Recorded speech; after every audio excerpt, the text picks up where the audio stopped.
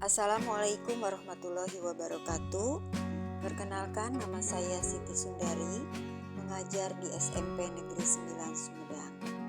Tujuan pembuatan video ini adalah sebagai salah satu bentuk refleksi dalam mengikuti pelatihan seri Semangat Guru 2, kompetensi dan teknis pendukung implementasi kurikulum merdeka.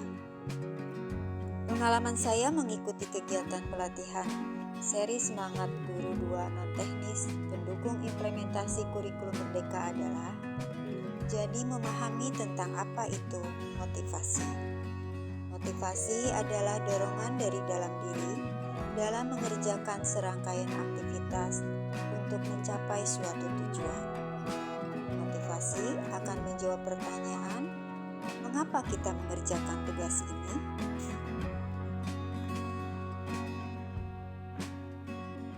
Ternyata motivasi dapat dikategorikan menjadi dua, yaitu konten dan proses.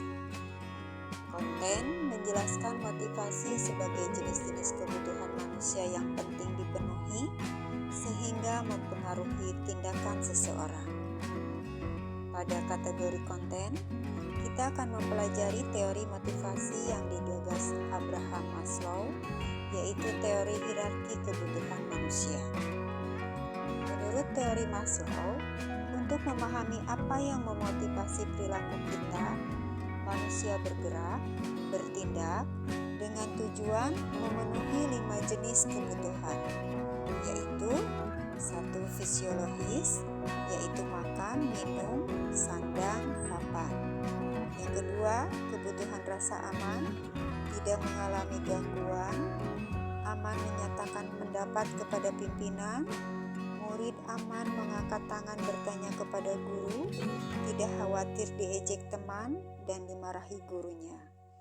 Yang ketiga, kebutuhan relasional, yaitu kebutuhan untuk menjadi bagian dari suatu komunitas di sekolah.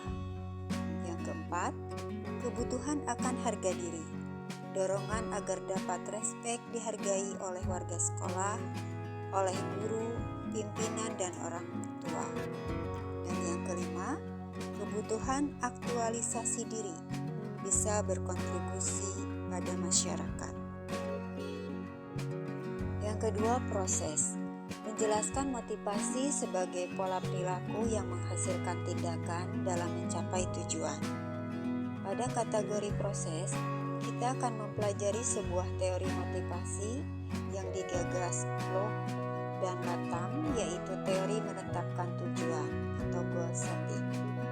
Sebagai contoh, kalau seorang mempercayai bahwa bermusik itu suatu keindahan, maka akan terdorong untuk bisa memainkan alat musik tersebut dan akan terus belajar sehingga dapat memainkannya.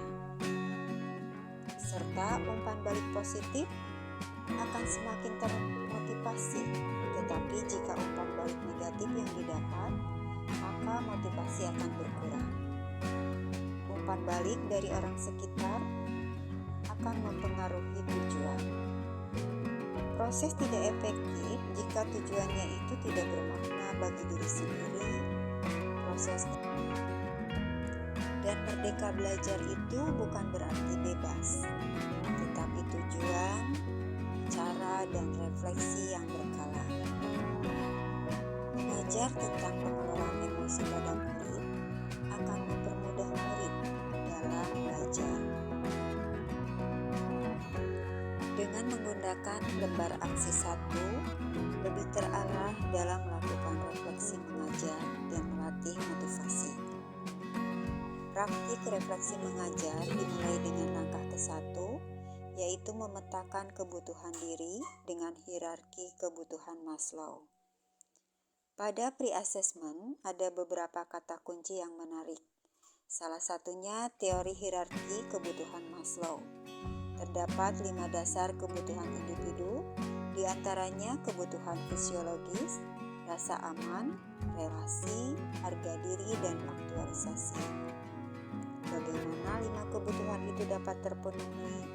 Dengan mengidentifikasi satu persatu. Langkah kedua yaitu menyusun tujuan pengembangan diri sebagai guru. Langkah selanjutnya yang perlu guru kuasai untuk menumbuhkan motivasi adalah menyusun tujuan pengembangan diri.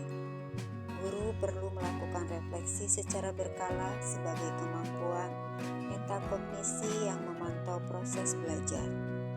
Dengan begitu, guru dapat mengetahui tantangan yang dihadapi sehingga dapat menentukan strategi yang bisa dilakukan.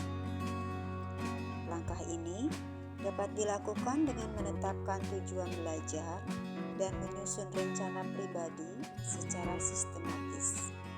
Proses yang dilalui menjadi bahan refleksi untuk evaluasi dan pengembangan diri.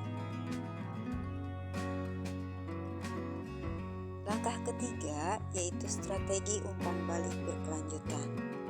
Langkah terakhir yang dapat Bapak Ibu lakukan ialah merancang strategi umpan balik yang berkelanjutan. Bapak Ibu dapat merancang di buku catatan atau jurnal pribadi. Tips untuk guru dalam mengelola motivasi dan menerapkan merdeka belajar yaitu: yang pertama, dengan cara memetakan kebutuhan diri. Bagaimana kita menyadari kebutuhan kita sehingga bisa melihat mengapa kita termotivasi dan tidak termotivasi pada suatu pekerjaan. Yang kedua, menyusun tujuan mengajar. Bagaimana kita dapat memetakan tujuan mengajar, tidak semata-mata menuntaskan pembelajaran, tetapi menghasilkan satu praktik baik yang bisa dibagikan kepada orang lain. Serta umpan balik, meminta masukan dari rekan kerja dan kepala sekolah agar lebih baik lagi. Dan yang ketiga, melaksanakan praktik bersama murid dengan strateginya. Yang pertama, melakukan asesmen diagnostik dengan cara guru membuat survei sederhana untuk memetakan kebutuhan murid kita. Yang kedua, memandu murid menyusun tujuan pembelajaran. Murid paham mempelajari suatu topik, maka akan termotivasi. Dan yang ketiga, umpan balik yang berkelanjutan dengan asesmen formatif untuk memotivasi murid dalam belajar.